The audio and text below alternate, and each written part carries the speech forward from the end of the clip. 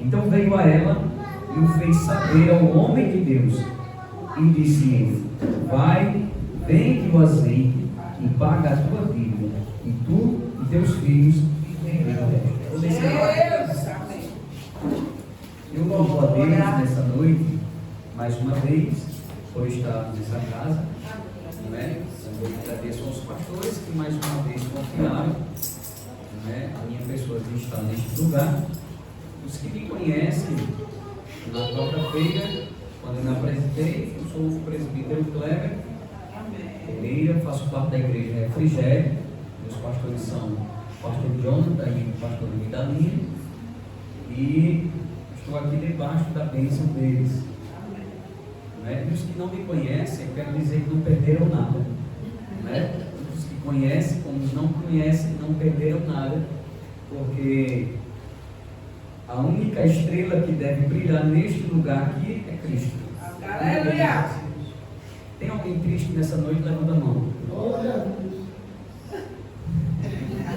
Quem está alegre?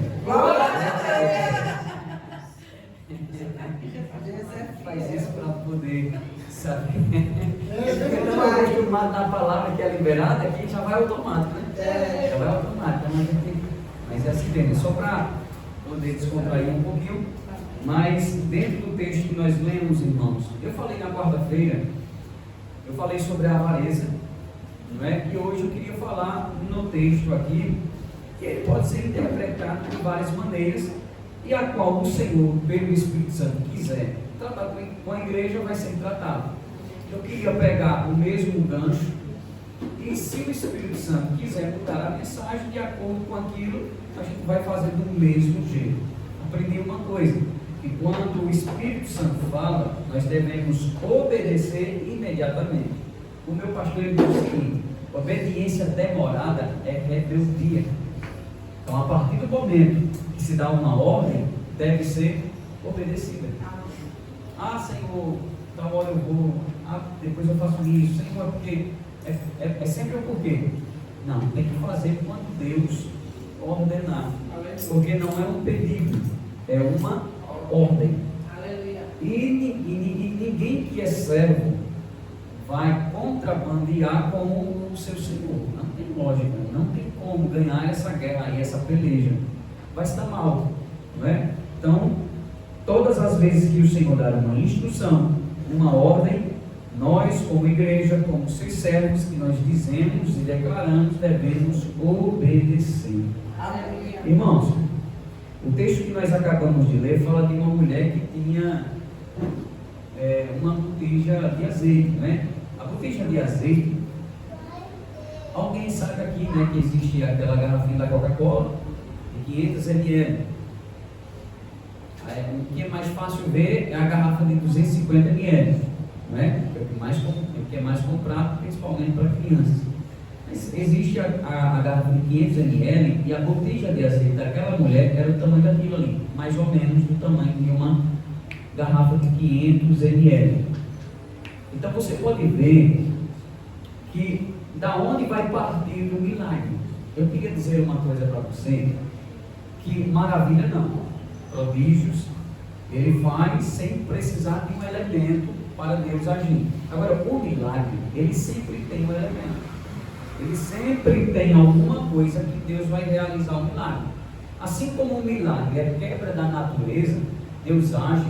E nós não sabemos como identificar como veio, como isso aconteceu, mas sabemos identificar que partiu de algo. Né? Para Cristo vir na terra e nascer no ventre de Maria, mesmo ela sendo virgem, existia um elemento, Maria. Como ia acontecer, nós não sabemos, mas Deus fez. Então sempre há um milagre, o milagre ele está associado a alguma coisa. No decorrer do texto nós vamos entender por que isto acontece. Por quê? Porque muitas das pessoas, quando esperam o milagre de Deus, acham que esse milagre fica voando. Espera o milagre vir do Senhor. Deixa eu botar aqui no silencioso, para não atrapalhar, né? Ok. Então, acha que o milagre ele vai vir de alguma coisa. Vai vir do céu e eu não precisarei fazer nada na vida. Para se ganhar almas, é necessário eu e você fazer o quê? Evangelizar. Não é isso? Porque vamos ficar sentados esperando vir? Pode vir. O Senhor vai mandar todos aqueles que amam de se arrepender. Mas se eu não sair, porque é uma ordem imperativa, ide por todo mundo, não é um pedido. Jesus está dizendo para os discípulos: olha, eu estou pedindo a vocês que, por gentileza, quando vocês tiverem tempo, vocês saiam para pregar o evangelho. Não, é uma ordem. Ide por todo mundo. Aqui a gente vai ver pelo menos duas palavras que está no mesmo verbo em uma ordem, uma instrução seguida de uma ordem para fazer. Essa mulher era uma mulher viúva que alguns estudiosos dizem que poderia ser aquele camarada que quando Acabe e Jezabel placaram uma perseguição contra os profetas, esse camarada lá, se for a memória, chamado, agora me fugiu o nome do profeta, mas ele era um camarada que ele começou a esconder 100 profetas, 50 numa cova e 50 em outra. E o que acontece? De tanto ele esconder, parece que ele ficou endividado, e após a sua morte, a dívida passa para a sua mulher, sua esposa. No tempo bíblico, as mulheres não conseguiam, não tinham a autonomia de administrar as finanças. E se ela tivesse um filho homem, se ele fosse menor, tinha que esperar ele crescer para poder sustentar ele mesmo, a sua mãe e a sua casa. Se ele fosse grande, tudo bem, mas se fosse pequeno, tinha que esperar. O caso de Noemi foi a mesma coisa. Quando ela perde o marido e perde os 2 filhos, ela tem que voltar, ela fica viúva. E naquele momento, as viúvas ficavam desamparadas. Por isso que Deus é tratado como pai dos órfãos e marido das viúvas. Porque é Deus que sustenta essa categoria de pessoas. Neste momento, se você perceber, e quem já leu, eu costumo dizer que a Bíblia não se lê como um livro qualquer. A Bíblia se lê como uma palavra de Deus. Então, se é a palavra de Deus, a Bíblia deve ser lida com atenção, palavra por palavra. Porque palavra por palavra Deus vai falar. E existem palavras que elas chamam a atenção e Deus pode trazer um significado, e através daquela palavra nós podemos entender a sua instrução. Assim como, se nós não conseguirmos também ler a palavra como ela está escrita, nós podemos mudar o sentido da palavra. Existe um pastor que passou até uma reportagem. Ele leu uma palavra e ele lá disse assim: vai e adúltera. Aliás, vai e adultera. Só que tinha um acento agudo. Era adúltera. O repórter mandou ele ler. E quando ele leu, a ficha caiu. Só que ele já tinha adulterado, tinha feito um filho e houve um escândalo na igreja. Uma palavra, um acento, muda o sentido. Então, se eu não estiver preparado para ler a palavra de acordo com como ela me exige, então eu vou me dar mal na minha vida. Não receberei a instrução que o Senhor quer dar para a minha vida. Então essa mulher, ela vai se encontrar numa situação que ela não sabe como resolver. Sabe aqueles momentos que a gente está desesperado e a gente não sabe como resolver as situações de nossas vidas? A gente não tem uma palavra, abre a Bíblia, mas não acha, porque a gente está tanto dentro do problema, aquele problema já está tão tirando a nossa esperança, a nossa fé, que a gente não sabe como mais resolvê-lo. Então quem está dentro do problema, nem sempre, na maioria das vezes, consegue ver a solução deles. Esta mulher não conseguia, e ainda mais, pela época não conseguia administrar e talvez ele não deixou nada, ele não deixou de maneira consciente a dívida para ela, ela passa a ter uma dívida e como resolver isso? Como prosperar? Como ter as coisas resolvidas em um momento que não nos traz certezas? Como mudar de vida quando a gente não tem sequer R$1 no bolso? Como é que isso acontece? Quando ninguém ajuda, irmãos, a tal da dívida é tão miserável que se a gente fosse bem educado, a gente não viveria nela. Me diga alguma coisa boa aí com dívida. Diga aí.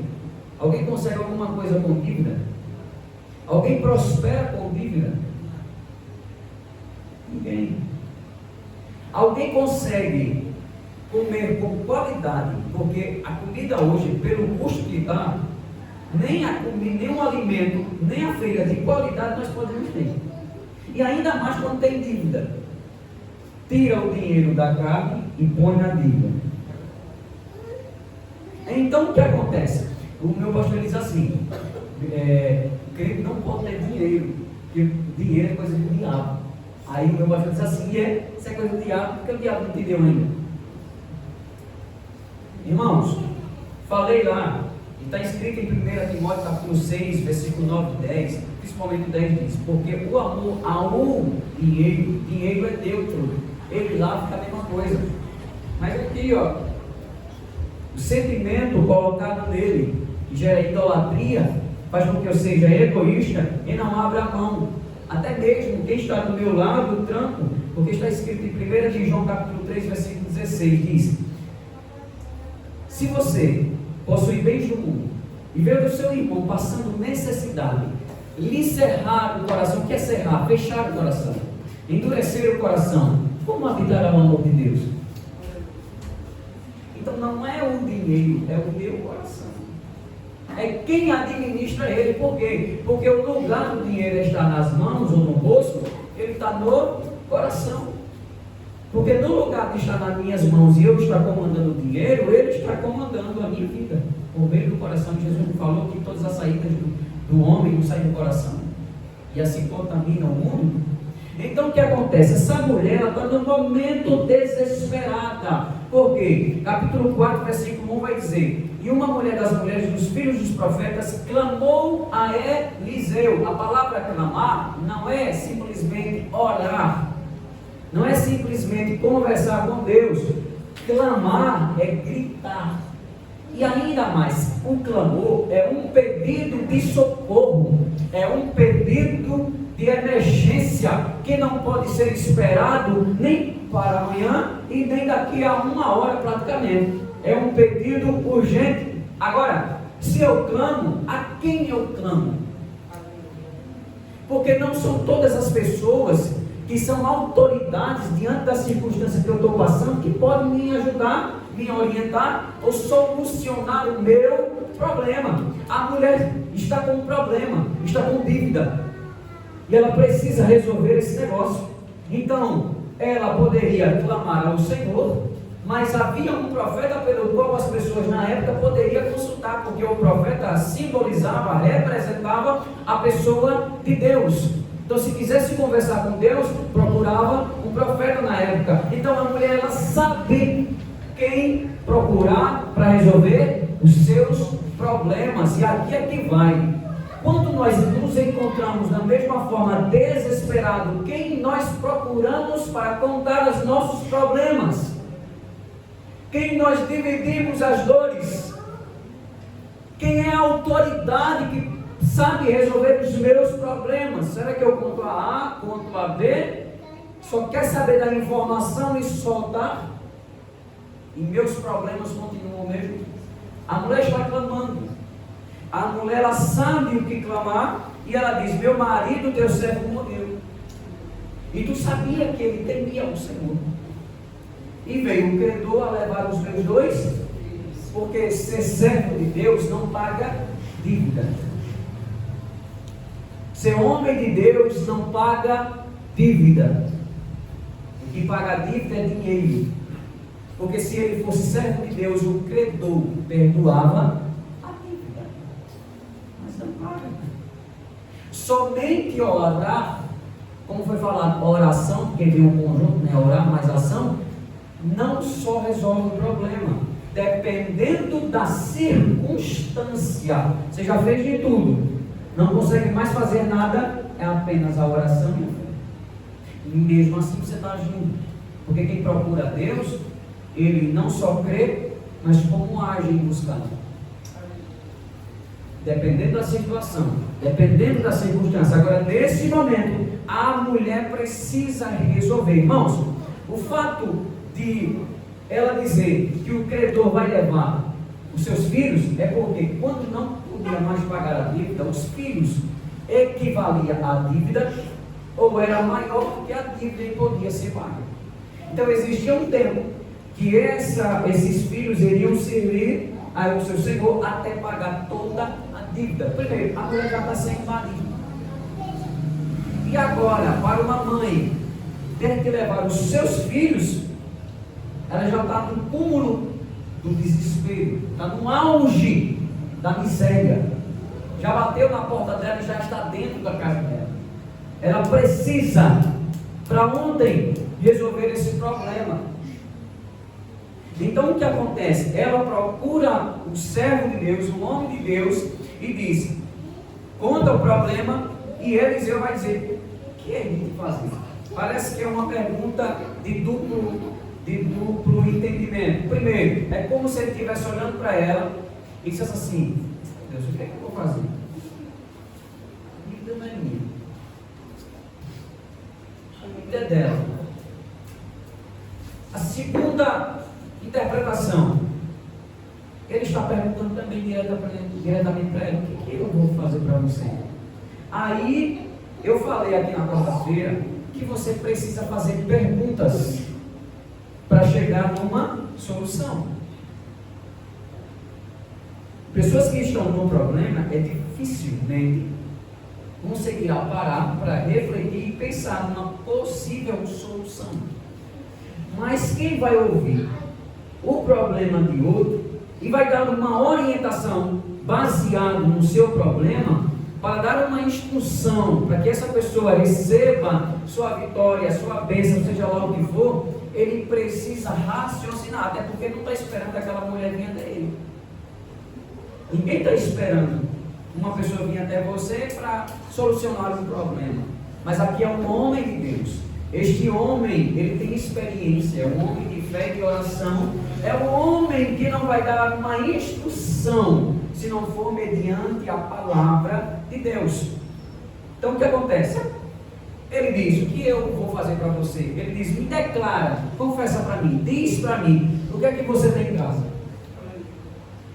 Para a gente entender, a gente tem que interpretar os versículos por versículo. Então a mulher conta o problema, diz que o marido dela morreu, diz que ele temia o Senhor, e pelo fato de temer o Senhor, é necessário que Deus atenda a sua família, porque ele temia o Senhor, vivia corretamente diante do Senhor, e não era normal e não era justo que o homem que temia a Deus passasse por um motivo de vergonha dessa.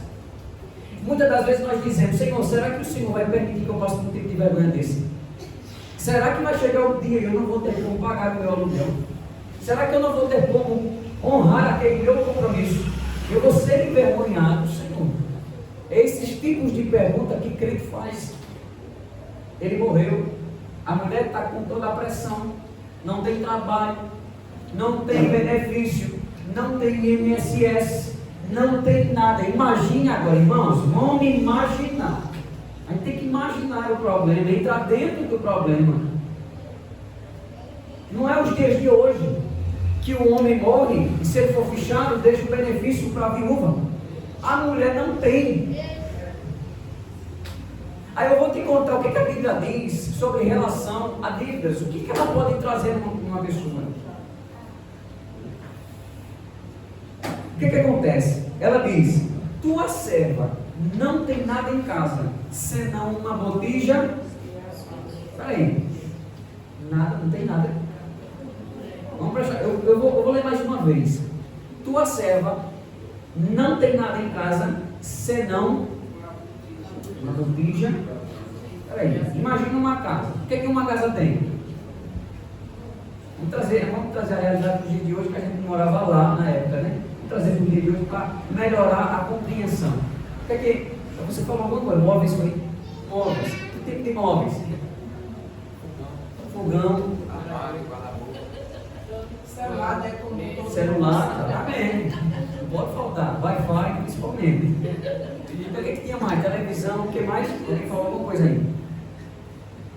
Então o que tinha essas coisas? Fogão, guarda-roupa, armário, rádio, televisão.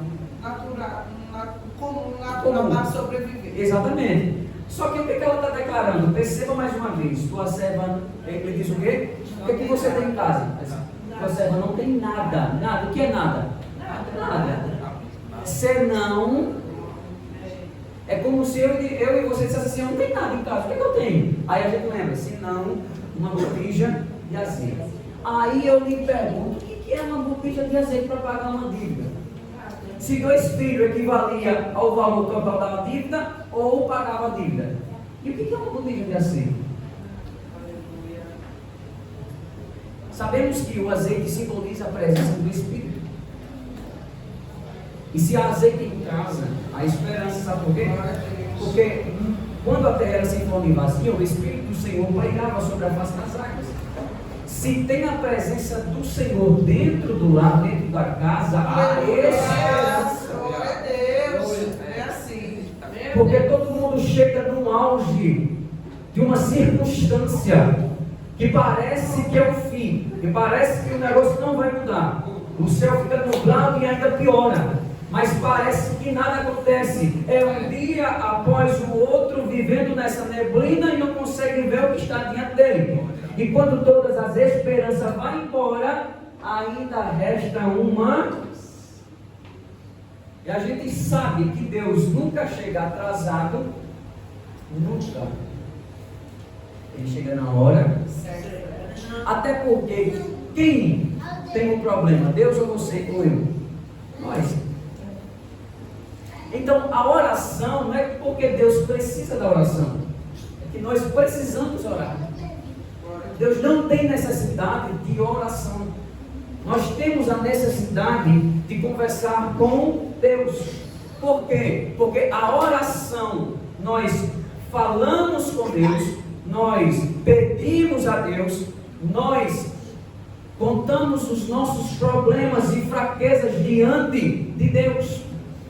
É nós que precisamos dessa terapia de conversar com Deus e contar os problemas. Porque quando as coisas estão demais, quando nós conversamos, desabafamos.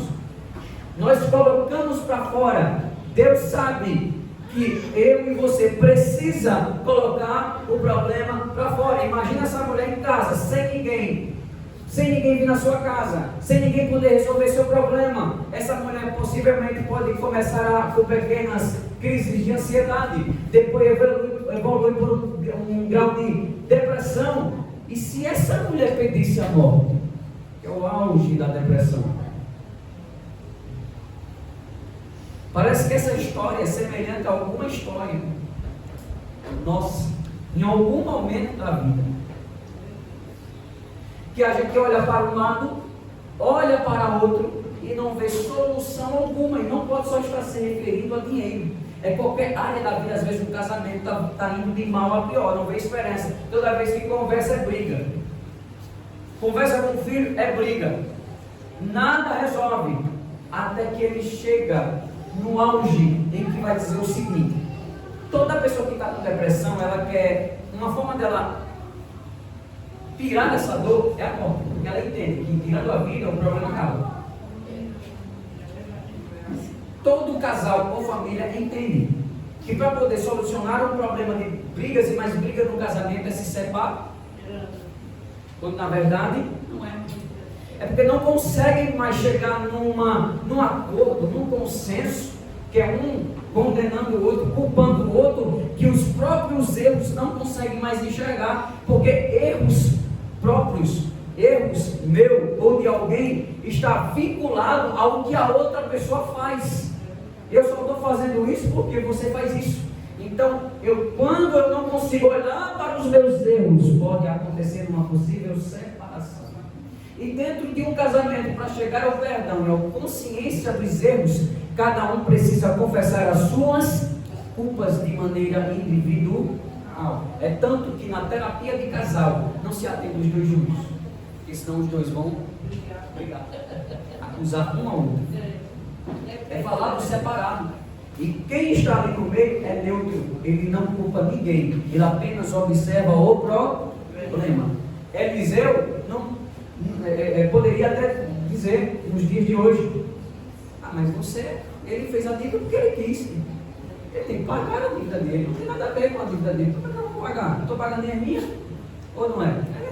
É esse linguajar que eu falo nos dias de hoje. Mas o homem de Deus olha para a situação da mulher e diz assim: meu Deus, como é que eu vou ajudar essa mulher? Como é que eu posso te ajudar? Ela fala: senão uma botija de azeite. Irmãos, em Provérbios capítulo número 22, versículo 26 e 27 diz: não estejas entre aqueles que se comprometem, que dão as mãos, e nem entre aqueles que ficam confiadores de dívidas. 27 diz: porque como não tens com que pagar, deixarias que levassem de debaixo de você até a sua cama? Aqui é a questão da dívida. Salomão está dizendo: você se compromete com dívida, afiança coisa para os outros, dá as mãos, diz assim: eu pago por ele. Quando não pode pagar, e o pessoal, para poder ter uma garantia, vai fazer o quê? Tomar até a sua cama, ou seja, está tomando tudo para poder a cama, para poder pagar a dívida. Resta a cama, onde você relaxa, repousa a cabeça, deita, descansa e vai ser tirado de você. Então a dívida, ela faz isso. Aqui, um servo de Deus que morreu não pensou uma dívida e deixar depois para sua esposa. Ele também nem pediu para morrer. Aconteceu. Casos. O que acontece? Agora chega o processo. Eu falei, se eu fosse dar um tema para essa mensagem, seria empreendendo no meio do caos. Deus torna essa mulher uma empreendedora, que a gente vai analisar agora passo a passo. Como é que isso acontece? Se a mulher só tem uma botija de azeite, ela vai ser empreendedora em quê, pelo amor de Deus? O azeite era algo raríssimo e valioso na época da Palestina. Nem todas as pessoas tinham condições de comprar azeite. O primeiro azeite que era extraído, moído, prensado, era o azeite que era levado ao templo, e eram ungidos os sacerdotes e reis, e as coisas do templo. Aquele puro era o azeite puro, o que nós conhecemos hoje como azeite extra virgem. Então esse era o azeite puríssimo. O segundo forma de azeite era o azeite que era disponibilizado para alimento. A pessoa utilizava o azeite para misturar com farinha, entre outras coisas, para formar bolos e entre outros alimentos que aconteciam. O azeite também, ele era levado para poder fins medicinais. E o azeite também, depois que extraía ele todinho, depois que soltava o bagaço do figo, o que acontecia? Pegava aquela pasta do azeite e levava para vender, fazer negócio. É nesse momento aqui que a coisa que ela tem vai servir para mudar a vida dela e tirar ela de uma situação que ela menos espera. Irmãos, às vezes nós temos um problema e nem sabemos que temos uma solução dentro de casa. Noemi teve vários problemas. Ela volta para a sua terra e diz assim: me chame de Mara, porque o Todo-Poderoso fez a minha vida amarga, me trouxe só desgraça. Eu fui abençoado e voltei sem nada. Só que ela não sabia que a mulher que ela estava mandando se despedir e ir para a sua terra de Moab era a pessoa que ia transformar não só a vida de Ruth, mas toda a vida de Noemi.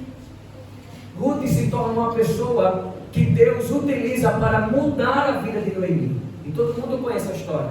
Ela vai trabalhar por Noemi. Existem coisas que nós temos em casa que é uma bênção para nós. Às vezes um filho é bênção para nós, a mulher é uma bênção para nós, o marido é uma bênção para nós. Aquilo que nós temos de recurso é um recurso e é bênção, é benefício para a nossa vida. Deus pode se encarregar daquilo e transformar em uma bênção. Só que a gente está tão fissurado no problema que a gente não consegue olhar para o que nós temos em nossas mãos. Ela diz, senão uma botija de azeite, está certo. Então o que é que você deve fazer? Vai, a palavra imperativa. Está dando uma instrução e a palavra imperativa. Quando você recebe uma instrução, você precisa sair daqui desta casa, esperar o momento em que essa palavra vai se concretizar em alguma situação da sua vida, mas essa palavra não serve para mim, porque a minha vida está boa, está certo, vai chegar uma vez no futuro, você vai precisar dessa palavra. E a Bíblia diz em João capítulo 16, que quando o Consolador viesse, ele vos faria lembrar de todas as palavras que Jesus tinha dito, e vos guiaria em toda a verdade. Então por que eu posso desprezar uma palavra que ela não serve para o meu contexto no momento? Ela vai precisar depois. Por isso que a palavra de Deus não vai vazia para coração nenhum. Aleluia. Então ele vai dizer, vai, pede emprestadas de todos os teus vizinhos vasilhas vazias, e não poucas. Irmãos, quando Deus quer abençoar, Ele vai trazer uma bênção de maneira extraordinária, que nós precisamos nos organizar. O meu pastor, ele costuma falar que tempo de preparação não é tempo perdido. E eu não entendia isso, ouvia, até que eu sentei e disse assim, eu vou prestar. Isso é dito no momento ofertório. Diz a palavra, pega uma palavra e começa a dar uma instrução. E eu comecei a ouvir aquela palavra. Quando eu comecei a ouvir aquela palavra, eu disse, agora vamos preparar. Então a gente não quer se preparar, sabe por quê, irmãos? Porque quando a gente não se prepara, a oportunidade vem. Se eu não estou preparado, como é que eu vou aproveitar a oportunidade? Então o que é que eu vou fazer? Ao invés de eu tenho que estar nesse estágio aqui, eu tenho que voltar para aquele. Aí eu tenho que terminar esse estágio para depois me beneficiar com aquilo. E oportunidades nem sempre vem de 2 vezes. E quando vem, demora. Aí sabe o que a gente diz? Meu Deus, se eu tivesse preparado. E aqui vai um conselho para adolescentes e crianças. O pai diz, meu filho, a herança que eu tenho que lhe dar é estudo. E a criança e o adolescente diz, para que eu vou estudar? O que eu vou ganhar com isso? Eu estou dizendo isso porque eu falei. O que o estudo vai me dar? O que eu vou usar de matemática? Não canto. Equação. Eu vou usar. Então eu vou usar português. E português é tão valioso que até para você ter bom trabalho e poder ter acessibilidade nos cantos, você precisa falar bem. Falar bem. Por isso que pessoas vão a outros níveis e outras não vão, porque desprezam o estudo. Se o homem de Deus não for apto na palavra, como ele vai poder responder às perguntas e problemas que acontecem na vida da igreja? Se ele não é apto para o ensino. Então não despreze o tempo de preparação. Ainda não sou diácono. Se prepara, meu irmão. Porque a preparação do diácono não é só apenas ficar na porta. Existem uns requisitos em 1 Timóteo capítulo 3. Marido de uma só mulher, não de 2 palavras, que cuida bem da sua casa, da sua esposa e dos seus filhos. Então existem muitas coisas, então não despreze. A mulher está tendo uma instrução. Se ela não tivesse boa convivência com a vizinhança, ela poderia arrumar essas vasilhas, não poucas, mas seriam muitas. Ela não tinha nada, só tinha um azeite. Onde é que vai botar o azeite? Nas mãos? Não vai. Então ela tem que ter uma boa vizinhança. A Bíblia diz, bem-aventurados os pacificadores, porque eles serão chamados filhos de Deus. A paz depende de quem? Do cara lá ou de mim? Deus pede que Marcos 9,50. Bom, só, se o sal perder o sabor, como vão temperar? Tende sal em vós mesmos e guardai a paz uns com. Então depende de mim, pacificação. Aí Paulo vai dizer, enquanto está em vós, tende paz uns com os outros. Se essa mulher não tem uma boa convivência, até porque o homem dela era um servo de Deus, e para isso teria que ter uma boa convivência, e assim ela também. Então se ela não tem uma boa convivência, na hora que ela precisou, a vizinhança não poderia ajudá-la. Então se a vizinhança não pudesse ajudar ela, como o milagre ia acontecer? Então, como ela tem, ela vai pedir. Veja o processo do milagre. Irmãos, eu falei aqui, ninguém brinque com a fé de ninguém. O cara vem contar um testemunho aqui e diz: meu irmão estava tão quebrado, mas Deus veio na minha vida, disse que ia fazer tal coisa e fez. Peraí, como foi isso? Porque quem está aí ouvindo vai acreditar que Deus é poderoso para fazer ou não? Vai. Só que tua vida é igual ao lugar? Não. O processo é o mesmo? Não. Então, para entender, precisamos, esse texto aqui vai explicar. Primeiro processo, primeiro passo, vai aos teus vizinhos e pede vasilha. Ela tem que sair da casa dela, leva tempo, até pedir de porta em porta vasilhas emprestadas. Depois ela vai ter que fazer o quê? Devolver. Então ela pega as vasilhas. Quando ela pega as vasilhas, aí enquanto ele faz isso, ele diz: então entra e fecha a porta sobre ti, sobre os teus filhos, e deita o azeite em todas aquelas vasilhas e põe a parte que estiver cheia. Pedir vasilhas, depois voltar para casa e fechar a porta. Sabe por quê? A porta significa proteção e intimidade. Quando nós fechamos a porta, nós dizemos para as pessoas: só poucas pessoas têm acesso àquilo que eu quero. Só poucas pessoas entram dentro da minha vida, dentro da minha casa. Então a porta, ela fala disso, porque quando Deus começar a realizar um milagre, ou o processo do milagre, só você fará parte dele. Porque se tiver muita gente, vai atrapalhar. Aí Deus, se o problema é seu, você tem que resolver esse problema. Então Deus conta que você e apenas o seu filho, a sua casa, goze, desfruto do processo do milagre que vai começar. Aleluia. Então você não precisa compartilhar: olha, Deus vai fazer. Não, silêncio. Qual é a diferença de um rico e um pobre? Porque o pobre alardeia, o rico em silêncio. Você já viu festa de pessoas humildes, como é que é feito? Chama-se compulsiva a cidade inteira. O rico não, é só o líder, a esposa e os filhos. Porque nem sempre todos estão lá para dizer: parabéns, meu irmão. Você vai dizer: que bolo feio. E Deus só deu uma fatia, a minha fatia foi fina. Então nem todas as pessoas são importantes para fazer parte da bênção e do milagre que Deus é capaz de fazer na sua vida. Comece a selecionar. Jesus chamou 12, reduziu para 3 na intimidade e revelou o Apocalipse para 1.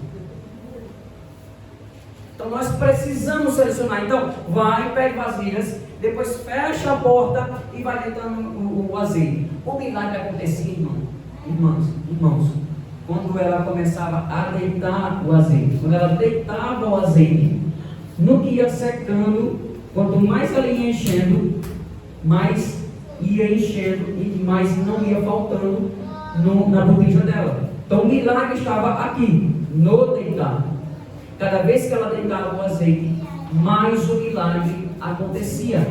E ela não sabia, até que ela diz assim: dá só uma vasilha. Um dos filhos dela diz: acabou. Aí o azeite para. O milagre só acontece quando você tem possibilidades para isso. No momento não tem, ele vai cessar. Aí tudo bem, eu já recebi a instrução. Qual foi? Pedir vasilhas, fechar a porta e deitar o azeite. Agora eu não sei o que fazer. A mulher não sabe o que fazer mais. Dentro do texto do capítulo 4, versículo 5, a Bíblia diz assim: partiu, pois, dele e fechou a porta sobre si e sobre seus filhos, e eles lhe traziam as vasilhas e elas enchiam. E sucedeu que cheias foram as vasilhas.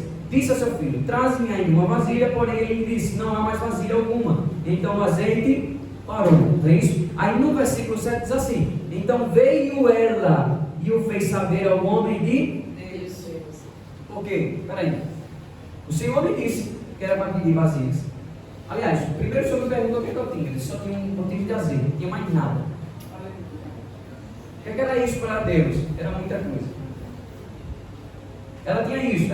Aí o profeta instrui ela: agora você vai pedir vasilhas e vai encher elas. No momento que você encher, também você fecha a porta, porque ninguém precisa saber o que vai acontecer ali dentro. Ok. E agora? Eu já enchi tudo. Já peguei as vasilhas, já enchi. Eu vou fazer o que agora? Quero outra instrução. Porque a instrução aqui está incompleta. Só que aqui ela não para, não fica perdida, ela vai novamente lá. Se foi ele que deu a instrução, se está incompleta, então ele vai completar. Porque a bênção é sem medida. Não falta alguma coisa. É completa. Aí ela chega lá, conversa com ele, veio a saber o homem de Deus, e o homem de Deus vai fazer o quê? Vai, outra ordem. Vai. Porque quem precisa resolver esse problema? Ela. É Deus. É o homem de Deus. É ela. É eu e você. Precisa resolver esse problema. Então ele disse, vai, vende-o a... Agora existe outro processo.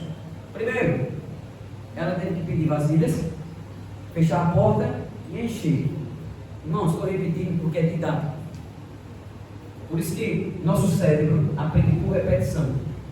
Por isso que a gente lê uma coisa e depois se esquece. Porque não deu tempo de registrar. Quando a gente volta a ler e lê, a gente memoriza o texto e decora a instrução.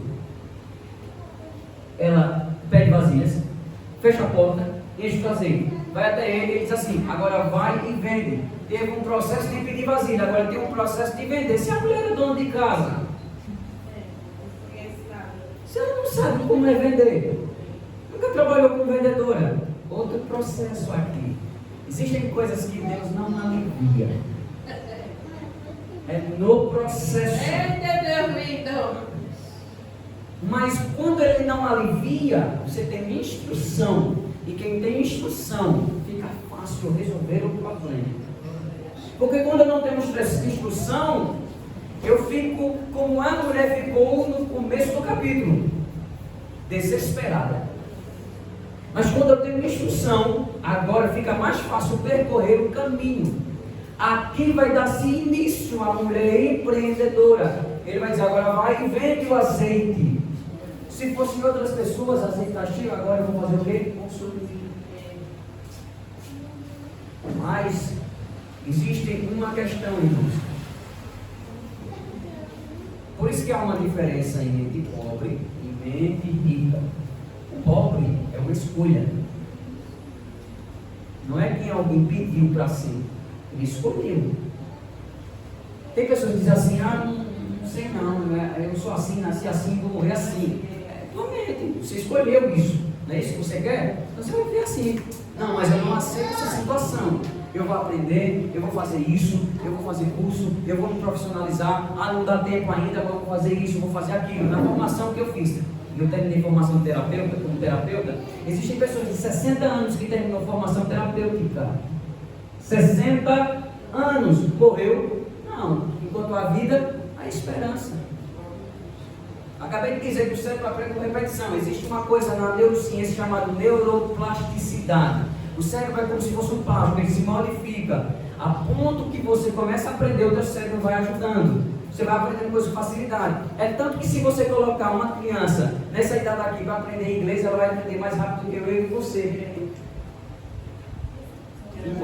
Porque essa dopamina, ela vai durar com mais facilidade até os 25 anos de idade. Depois dos 25 anos, a gente enfrenta dificuldades por conta das correrias, responsabilidades, problemas e outras coisas.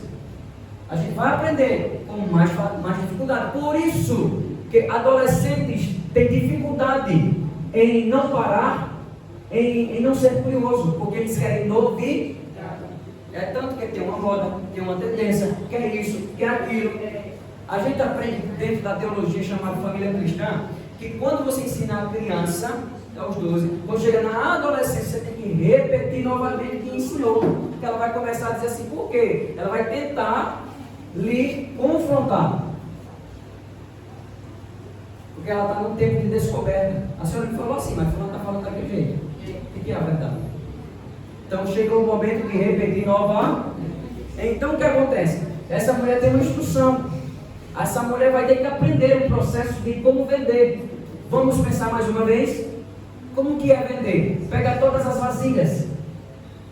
Quem vai vender? O que é que precisa fazer? Se eu vou vender bolo fora de casa, o que é que eu preciso fazer? Vamos enriquecer esse cenário aqui de vendedor. O que é que eu preciso fazer? Falar, primeiramente. Fazer o quê? Comunicar, falar. Falar, comunicar. Tá, eu estou com várias vasilhas. Tenho 2 filhos para me ajudar. Para eu colocar lá fora, então mais ou menos eu tenho que ter. Falou alguma coisa? Tem que levar, cada um tem que levar uma porção de cada coisa. De cada coisa. Outra coisa, eu vou fazer uma barraquinha. Vou colocar uma mesa lá fora. Não é isso? Eu tenho que ter uma cadeira, porque vai passar muito tempo em pé, eu vou ter que me sentar um pouquinho. Uma cobertazinha por conta do sol escaldando, principalmente na Palestina, é muito forte. E se for período de inverno, chuva, preciso me proteger. E outra coisa, fazer o que muitas das pessoas têm vergonha: falar. Porque venda se precisa de oratória. Venda precisa convencer e persuadir. Se eu não sei vender, talvez a mulher fez assim, ó. Você quer azeite? A pessoa vai dizer que não. Ou não é? Quer pão? Não, não quero. Tem gente que é assim, é sinceramente fala uma lata. Então ela vai ter que aprender com erros e acertos a como vender aquela dívida. Ela vai vender aquilo tudo do dia para a noite? Não. Processo novamente. Ela não se torna empreendedora de um dia para a noite. Processo para buscar vasilhas. Processo para encher. Processo agora para vender. Só que o texto é claro. Ninguém que é abençoado, primeiro vai dizer: agora eu vou na feira da Sulanca, vou na fábrica da moda e encher meu guarda-roupa de roupa. Isso é uma mente que ainda não amadureceu. O que é que o profeta perceba onde é o profeta? Ele diz: vai e vende o azeite e paga. Se alguém aqui já prosperou comigo, que eu não. Então, se a instrução fosse prosperar com dívida, Deus, por meio do profeta, ia dizer o quê? Não, vai dar, compra roupa para você, está precisando. Talvez quando o credor vier, olhe para você, está bem vestido, vai dizer assim: não, essa mulher mudou de vida, cadê o dinheiro? A comida que é mais importante. A comida é mais importante. Esse lá dos amados, porque ela falou que não tinha nada. Não tinha nada. Não tinha comida. Só que, se a gente olhar para, existem problemas piores e os menos piores. Comida se arruma em qualquer canto. Até pedindo, mesmo levando não na cara, encontra. Até comida estragada no chão, come, porque senão o mendigo não comia. Então existe o ruim e o menos ruim. O que é ruim? A dívida. Quem quer pagar a tua dívida? Ninguém. Então o profeta está dizendo: vai e paga a tua dívida. Tira esse problema da cabeça. Esse problema que vem nas portas. Bater e diz assim: dinheiro, não, hoje não, vem tal dia. Porque se Deus fosse coincidir com o problema, condizer com o problema, o profeta era a primeira pessoa a dizer assim: paga a dívida depois, vai deixar de comer para pagar a dívida. Esse badalho popular. Todo brasileiro praticamente ele diz: eu vou deixar de comer para pagar a dívida. Então é pagar a dívida. Pagar a dívida, ele diz, e viver do restante. Porque a bênção foi multiplicada. Então quando Deus multiplica a dívida, a Bíblia diz: a bênção do Senhor não acrescenta dores. Porque Ele abençoa de uma proporção que você vai ter para pagar aquela coisa, para resolver aquela situação, e vai sobrar para o seu convívio. Aí quando ela paga a dívida, ela vai comprar comida, ela vai comprar roupa, ela vai poder ter um momento de lazer, ela vai poder, principalmente que a mulher, poder ajeitar seu cabelo, colocar uma boa maquiagem, colocar os seus filhos na escola, porque pagou primeiro a. Então, irmãos, eu finalizo aqui. Você percebe como é o processo de poder mudar de vida? Eu não poderia chegar aqui e dizer para você: Deus vai fazer, você nem precisa se preocupar, de fato. Mas espera aí, síndrome do Pai Todo-Poderoso. Deus vai fazer e eu não preciso fazer? Acho que foi o evangelista que falou. Eu não posso ficar quieto esperando agir. Então eu preciso agir e as coisas. Foi falado aqui, Tiago, fé sem pressa. Porque dentro da teologia acha que Tiago está negando o que Paulo está falando. Porque ninguém é salvo pelas obras, mas sim pela fé. E ele estava colocando obras. Só que quando ele traz o relato dos heróis da fé, ele vai dizer que as obras de Abraão cooperou com a fé dele. Porque se eu creio, se Abraão crê que pode entregar o seu filho, ele precisa fazer o quê? Entregar. E para entregar e sacrificar, tem que subir um monte.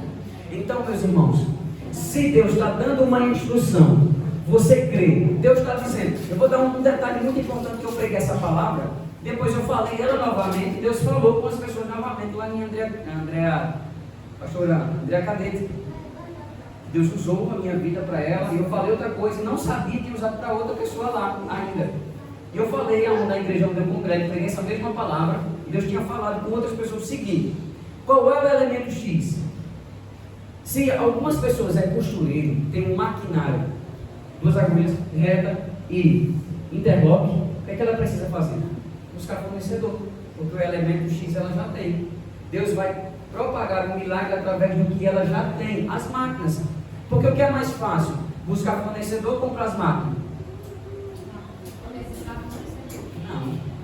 Fornecedor você encontra. Vai comprar as máquinas. A não ser que você vá alugar, mas para alugar a máquina precisa ter dinheiro. Não sabe se vai ter dinheiro para pagar. Exatamente. Então o que acontece? Quando você tem algo em casa, Deus realiza um milagre. Ela tem uma botija de azeite. Isso foi necessário para Deus propagar o milagre, realizar o milagre.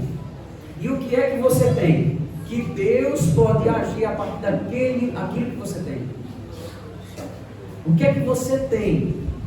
Não, a Bíblia diz assim: Deus te deu força para adquirir riqueza. Eu não tenho nada, mas eu tenho garra, força de vontade de acordar cedo, pegar no trampo, trabalhar e botar um dinheiro em casa e comer em alimento. O que é que você tem em você? Não, eu sei como falar bem, então eu vou vender, vou fazer isso, vou fazer aquilo. Eu tenho meu estudo, vou usar isso. Eu tenho formação, vou usar isso. O que é que você tem? Glória a Deus. Que Deus pode glorificar o nome dele através daquilo que você já possui, trazendo para a casa do Senhor. Meu Deus, a obra, isso, aquilo. O que é que você tem? Não, eu tenho coragem de pregar, eu tenho coragem de ensinar, eu tenho coragem de orar, eu tenho coragem de acordar na madrugada. O que é que você tem? Aleluia, glória a Deus. Deus vai agir através disso, meu amigo. É bem assim. Então, meus irmãos, essa é a palavra que o Senhor colocou no meu coração. Eu tenho certeza que Deus abençoa a sua vida. Você vai levar essa palavra, quando alguém tiver uma necessidade, você vai lembrar dela e vai falar de acordo com aquilo que o Espírito Santo lhe der também. Você não vai falar igual a mim, vai falar de acordo com o que o Espírito Santo lhe der.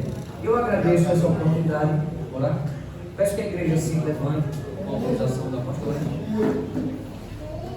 Meus irmãos, o maior momento em que eu fui mais próspero, ou o Senhor me abençoou, foi um momento de escassez, um momento que estava mais difícil na minha vida. Dessa última vez, antes de eu me formar como terapeuta, eu não estou atendendo ainda, talvez eu consiga atender o ano que vem, porque agora eu trabalho com aprontamento de peça. Eu trabalhava na marcenaria, em marceneiro, móveis planejados. Eu recebia o salário, só que o meu custo era maior, eu precisava fazer alguma coisa. E eu precisava bolar alguma coisa para poder agir. Eu tirei meu aluguel, eu pago aluguel ainda, meu aluguel era para tal data. Eu estava trabalhando, comprei a máquina com um dinheiro, que o dinheiro pagava R$900 de aluguel. Eu peguei esse dinheiro, consegui parcelar em 2 vezes a máquina, essa máquina veio. E eu estava trabalhando ainda na marcenaria, eu conseguia encaixar o dinheiro junto com aquilo. O que é que eu tinha que fazer? Eu tinha que acordar 5 horas da manhã praticamente para poder trabalhar com a minha esposa para ela ficar em casa. Depois de 8 horas da manhã, eu tinha que estar no serviço. De meio-dia eu almoçava, eu já tomava meu banho, ia para a máquina novamente. De 2 horas eu tinha que estar no meu serviço, voltava, fazia um serão para no dia estar de pé novamente. Para quê? Para eu pagar no outro mês R$1.000 à vista. Foi 30 dias para pagar isso. E dentro da minha realidade eu não tinha condição. Então eu tive que fazer essa transição com isso. Então Deus me deu uma visão Visão, não que um sonho eu vi, não. Ele me deu a visão, eu vi algo, como fazer. Ele me deu uma instrução. Eu fui com a tara, a coragem e a fé. E hoje eu estou vivendo daquilo que eu um dia imaginei.